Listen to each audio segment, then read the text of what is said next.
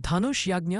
मिथिला नरेश के वहां से विदा हो जाने पर ऋषि विश्वामित्र राम और लक्ष्मण को लेकर यज्ञ मंडप में गए।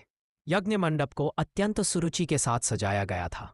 उस भव्य मंडप को देखकर लगता था मानो वह देवराज इंद्र का दरबार हो। देश देशांतर के राजा महाराजाओं के बैठने की अति सुंदर व्यवस्था की गई थी। मंडप के ऊपर बहुमूल्य रत्नों से बने झालर युक्त आकर्षक वस्त्रों का वितान तना हुआ था। वितान के चारों ओर फहरते हुए पताके मिथिलापति की कीर्ति को प्रदर्शित कर रहे थे। बीच बीच में रत्नजटित स्तंभ बनाए गए थे। वेदपाठी ब्राह्मण एवं तपस्वी शांति पाठ कर रहे थे। देदीप्यमान वस्त्र आभूषणों को धारण किए राजकुमार अपने अपने आसनों पर विराजमान थे। ऐसा लग रहा था मानो सैकड़ों इंद्र अपने वैभव और सौंदर्य का प्रदर्शन करने के लिए महाराज जनक की यज्ञ भूमि में एकत्रित हुए हों। इस सौंदर्य का अवलोकन करने के लिए जनकपुर की लावण्यमयी रमणियां अपने घरों के झरोखों से झांक रही थीं। गर्जन तर्जन करते हुए पिनाक को इस मनोमुग्धकारी वातावरण में यज्ञ भूमि में लाया गया।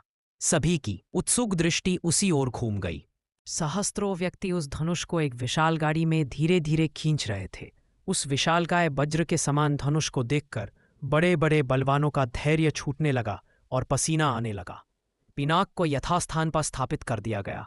राजा जनक के ज्येष्ठ पुत्र सीता एवं उनकी सहेलियों को साथ लेकर धनुष के पास आए और बोले, हे संपूर्ण संसार के राजाओं और राजकुमारों, महाराज जनक ने प्रतिज्ञा की है कि जो कोई भी महादेव जी के इस पिनाक नामक धनुष की प्रत्यंचा को चढ़ाएगा उसके साथ मिथिलापति महाराज जनक अपनी राजकुमारी सीता का विवाह कर देंगे। राजा जनक की इस प्रतिज्ञा को सुनकर राजा और राजकुमार बारी बारी से उस धनुष पर प्रत्यंचा चढ़ाने के लिए आए, किंतु भरपूर प्रयास करके भी उस पर प्रत्यंचा चढ़ाना तो दूर, उसे हिला भी न सके।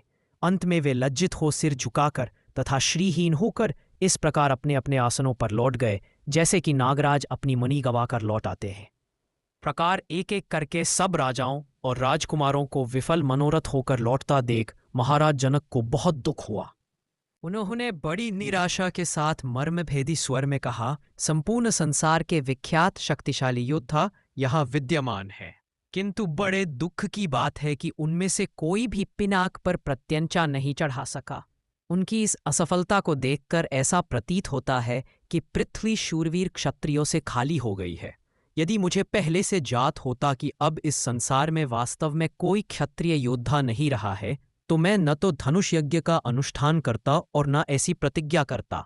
लगता है कि मेरी पुत्री सीता अयोग पर्यंत कुंवारी रहेगी। परमात्मा ने उसके भाग्य में विवाह लिखा ही नहीं है। महाराज जनक की यह बात सुनकर उन सभी राजाओं और राजकुमारों ने, जो अपनी असफलता से पहले ही लज्जित हो रहे थे, क्षुब्ध मन से दृष्टि नीचे झुका लिया।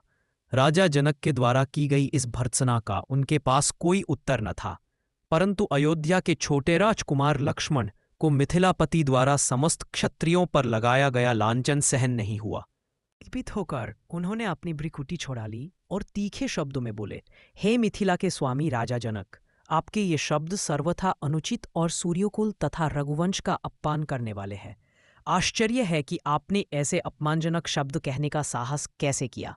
जहाँ प्रतापी सूर्यकुल का साधारण व्यक्ति विद्यमान हो, वहाँ भी कोई इस प्रकार तिरस्कार भरे शब्द कहने से पूर्व अनेक बार उस पर विचार करता है। फिर यहाँ तो सूर्यकुल के मणि श्री रामचंद्र साक्षात विराजमान है।